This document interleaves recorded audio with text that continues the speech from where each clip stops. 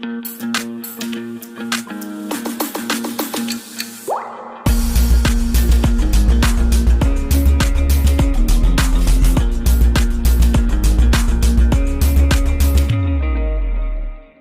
dear viewers of the educators. We hope that you all are fine and doing well. ये हमारी video career building की उसी series पे based है और you can say it is a reaction video, thanks giving video to all. आप सब subscriber ने, आप हमारे चाहने वालों ने जो हमें अपना कीमती वक्त हमें दिया, and you all like my videos, और बहुत सारे कमेंट्स भी आपने किए और जिसमें बहुत सारी दुआएं दी. उन सब का तहे दिल से बहुत बहुत शुक्रिया. I am thankful to all of you, all my viewers, all my subscribers. अब असल में इस वीडियो को बनाने का जो मकसद है वो बहुत बेसिक सा ये भी है कि आपको शुक्रिया अदा करना है जो आपने हमें वक्त दिया. साथ ही साथ कुछ क्वेश्चंस थे बच्चों के जो कि मैंने जो क्वेश्चंस को वहीं पे जवाब दिया जा सकता था, जो इतने ज़्यादा डिटेल नहीं थे, तो मैंने कोशिश की कि उनको वहीं पे रिप्लाई कर दूं.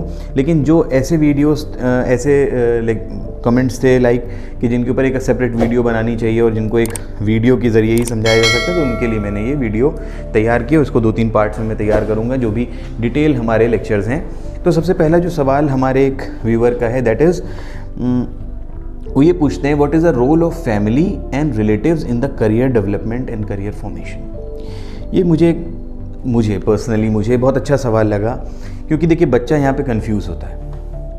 बच्चे की समझ में ये नहीं आता कि एक तरफ कुछ लोग ये कहते हैं कि जो बेटा तुम्हें अच्छा लग रहा है तुम वो करो, दूसरी तरफ ये कहा जाता है कि माँ बाप की इज़्ज़त करो. तो अब बच्चा इन दो राहों के बीच में फंस जाता है. वो ये नहीं समझ पाता है कि माँ बाप तो कह रहे हैं मुझे कि मैं डॉक्टर बनूं, मैं बनना चाहता हूँ engineer.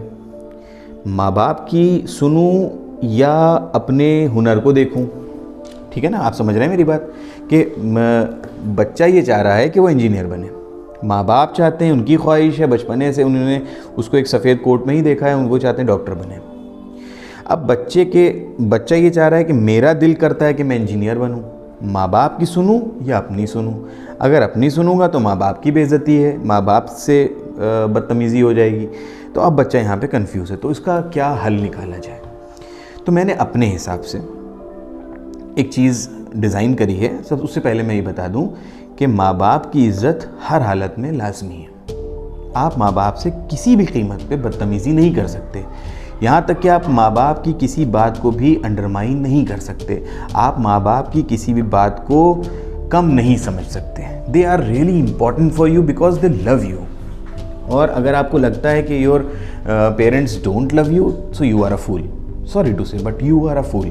If you think that your parents doesn't love you, you are a fool.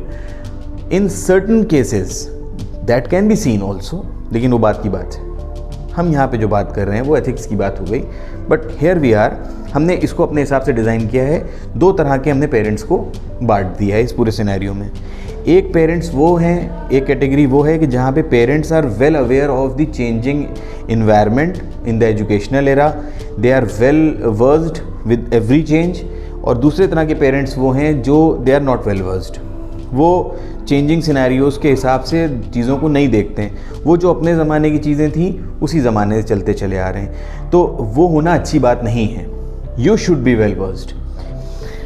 तो यहाँ इसके आगे हम लोग बढ़ने से पहले एक बात को यहाँ पे कोट कर दें. एक बहुत ही मशहूर स्टेटमेंट है जिसमें ये कहा जाता है, पेरेंट्स से मुखातिब होकर पेरेंट्स से गुफ्तगू की जाती है, बात की जाती है, दैट कि तुम अपने बच्चों को अपने हिसाब से ट्रेन मत करो, अपने ज़माने के हिसाब से ट्रेन मत करो, क्योंकि तुम्हारा ज़माना और था, आने वाला ज़माना और है. बिकॉज हमने जिस तरह से ट्रेनिंग पाई, वो मेरा जो कल था वो मेरा कल होने वाला था जब हम छोटे थे. Means my future is now my past, and that was completely different from the future that my children will face. So हम कभी भी अगर अपने बच्चे को अपनी तरह ट्रेन करना चाहते हैं जिस तरह हमें ट्रेन किया गया था, तो वो फीसिबल नहीं होगा उस बच्चे के करियर के लिए.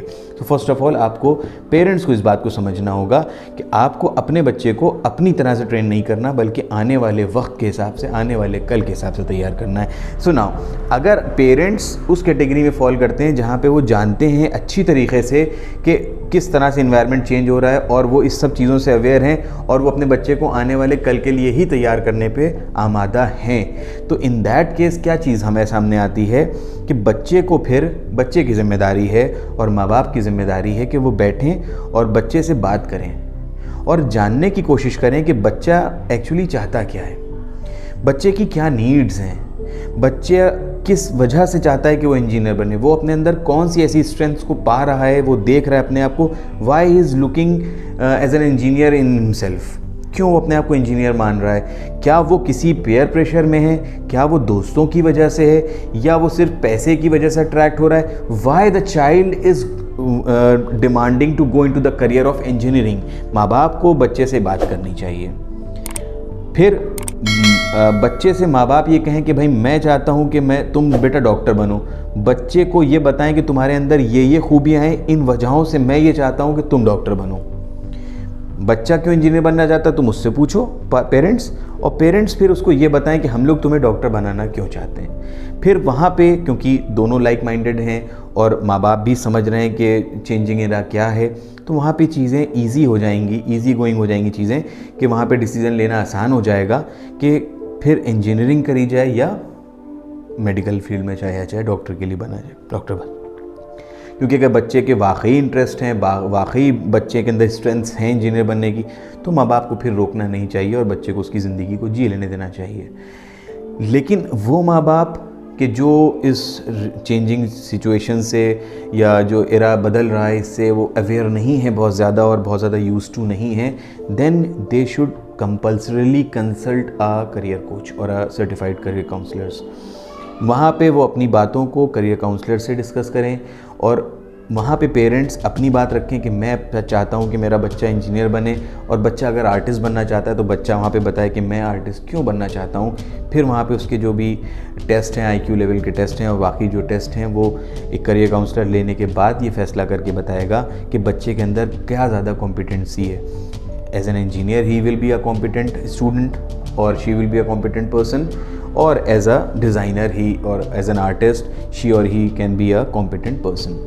तो वहाँ पे करियर काउंसलर का रोल बहुत ज़्यादा दिखने को मिलता है। अब जहाँ तक आपकी ये बात होती है कि जो मैं करना चाहता हूँ मैं वो करूँ, तो बेटा ये अप्रोच अभी इतनी अच्छी नहीं है, बिकॉज़ आप क्या करना चाहते हैं ठीक है, आपका इंटरेस्ट है, बट फर्स्ट ऑफ ऑल जो आप करना चाहते हैं आप उसकी तरफ बढ़िए, कोई आपको नहीं रोकेगा, but at least consult your parents first. अपने माँ बाप से बात तो करो। ऐसा नहीं है कि बस रिवोल्ट कर दिया कि नहीं मैं तो ये करूँगा ही नहीं, मैं तो यही करूँगा और इसके अलावा कुछ नहीं करूँगा। ऐसा बिल्कुल नहीं करना है, क्योंकि ये चीज़ बिल्कुल एथिकली गलत है।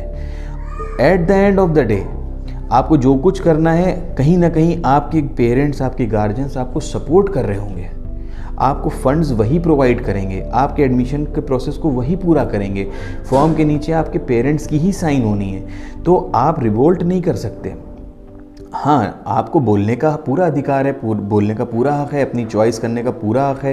You have everything, you have every right in your self, but यहाँ पे आपको इस चीज़ को बहुत ही क्लियरली अपने पेरेंट्स से डिस्कस करना होगा कि आप एक्चुअली करना क्या चाहते हैं।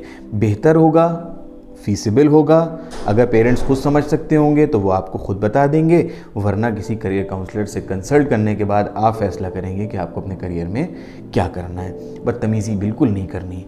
फिर आते हैं रिलेटिव्स। बड़ा अजीब सा सवाल है, लेकिन जवाब तो देना ही है। पर्सनल एक्सपीरियंसेस हर इंसान के कहीं ना कहीं, हर आदमी कहता है मेरे रिश्तेदार अच्छे नहीं हैं। Why are you expecting everything from your relatives? The first question is this. अपने रिलेटिव से हर चीज़ क्यों तुम एक्सपेक्ट करते हो? तुम्हारे जो रूल तुम्हारे पेरेंट्स में लगा है वो रिश्तेदारों में शायद नहीं लगेगा, लेकिन हाँ, रिश्तेदारों में भी कुछ ऐसे आपके रिलेटिव्स होंगे, कुछ ऐसे अजीज़ होंगे जो कि वेल वर्स्ड होंगे according to the changing environments, आप उनसे भी डिस्कस कर सकते हैं। आप अपने कज़न से, अपने चाचा से, मामा से, भाई से, अपनी मौसी से, बुआ से डिस्कस कर सकते हैं, नो प्रॉब्लम इन दैट। आप अपने रिलेटिव से भी डिस्कस करते हैं, लेकिन वो रिलेटिव्स वो होना चाहिए कि जो चेंजिंग इन्वायरमेंट को लेके कॉशियस हों, जिनको पता हो। ये ना हो कि वो अपने ज़माने की बात करें, मेरे ज़माने में कुछ आप लोगों ने देखा होगा इंटरनेट पे मीम, मैं क्यों कह रहा हूँ आप लोग समझ सकते हैं। मेरे ज़माने वाले लोगों से मत पूछिएगा, इस ज़माने वाले लोगों से जो आगे के ज़माने की तैयारी करते हैं उनसे पूछिएगा, उन रिलेटिव से पूछिएगा। मेरे ज़माने में तो ये इन रिलेटिव से नहीं पूछना है, क्योंकि आप कल के ज़माने के हैं, आपको कल की तैयारी करनी है। बहुत सिंपल सी मिसाल थी कल और आज में कि अब हर चीज़ ऑनलाइन है, कल ऑनलाइन। अगर कल फ़ोन हाथ में ले लेते थे तो माँ बाप डांटते थे, आज फ़ोन हाथ में नहीं लेते हैं तो डांटते हैं। तो ये बहुत बड़ी बात है, किस तरह से इन्वायरमेंट चेंज हुआ, किस तरह से कल और आज में फ़र्क हुआ। पहले माँ बाप अगर मोबाइल देखते थे तो मार पड़ती थी, आज मोबाइल नहीं देखते हैं हाथ में तो मार पड़ती है। ऑनलाइन क्लासेस क्यों नहीं कर रहे हो बेटा। तो ये बहुत छोटी सी एक बात थी कि किस तरह से फैमिली और रिलेटिव्स की करियर में कितनी इंपॉर्टेंस है और क्या रोल है। होप कि ये बात हमारी आप लोगों तक पहुंची होगी और समझ में आई होगी। अगर अभी भी कोई दिक्कत हो तो पूछ लीजिएगा। Thank you for watching.